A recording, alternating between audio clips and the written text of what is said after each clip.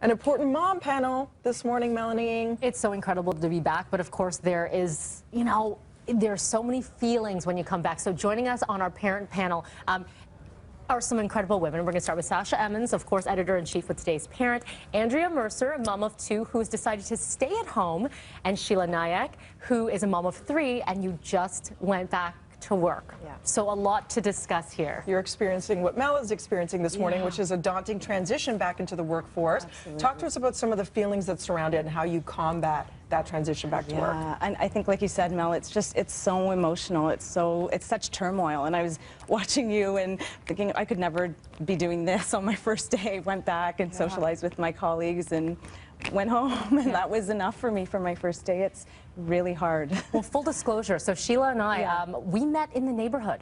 I had my stroller, she had her baby, and I think like a baby carrier, and it was amazing. Let's talk about like mommies reaching out to mommies and dads, because Sheila said, hey, how's it going? You should come join some other neighborhood moms and do this because you feel very isolated when you're on mat leave, right? You can, for sure. Which is incredible. The supports are important. What advice would you give for moms and dads out there right now who are struggling with the thought of returning to work? So I decided not to go back. It was never something I planned my whole life. I'm going to be a stay-at-home mom. I was working in advertising.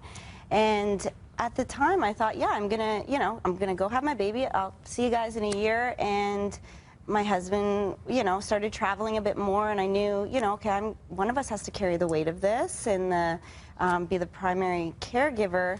And like, I just couldn't figure it out. To be honest, I still don't know how you all have figured it out. I'm in awe of, the working mom. And so I started writing about it, and I had a couple friends in the industry give me some work that I could do from home, and that's luckily becoming more of an option for moms now.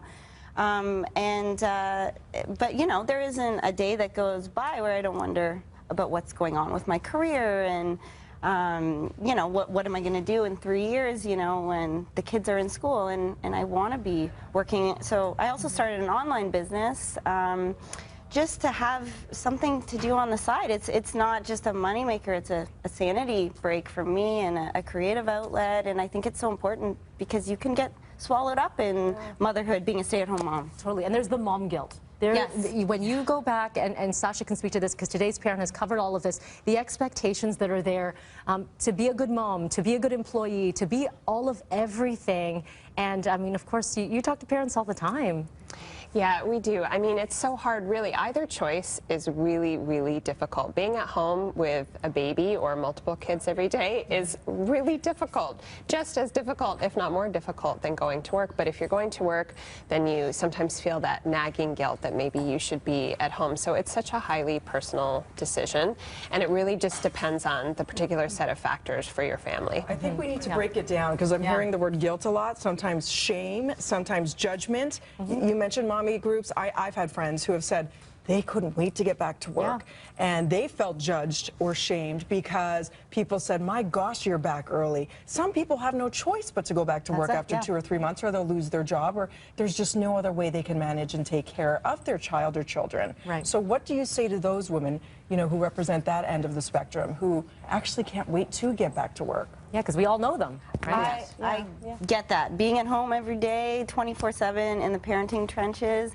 it's easy to sometimes feel guilt about when I, see Mel all dressed up and coming back to work and chatting with you last week and thinking, that's exciting, and yeah, you do. No matter what, you feel guilt. I think we were all chatting before, a bunch of us moms, and we said, I said the first thing I do at night is I lay down and I say to my husband, I feel bad about this, I feel bad about that, and he's, what are you talking about? You're trying to run a business, you're trying to do all this, but it's guilt, and we feel each other as the mom community and parenting community. Just do the best you can with what you have. And I was just going to add to that, to support.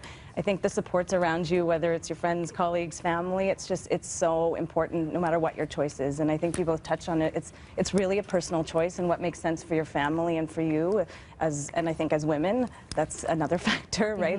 There's no book that says, here's how to go back to work or how to stay at home and balance everything, no matter how great for me my employer is or my family is. It's still really hard. And talk it out, and that's what we're going to continue to do via Facebook. Winston's actually standing by. Join in on the conversation. I know you're already getting so many tweets, Mel. Oh my gosh, so many people online, and moms, dads, kids, everyone's sort of joining in on what, because this affects everybody. So Sasha, Andrea, and Sheila are all going to stick around. We're going to do a little bit of Facebook Live. You guys chime in, ask questions, contribute, and then we're going to just have very frank discussion on what this life is like. Honest and supportive. That's the only way to get through. Thank you so much for sticking around. We'll be back with more BT right after this.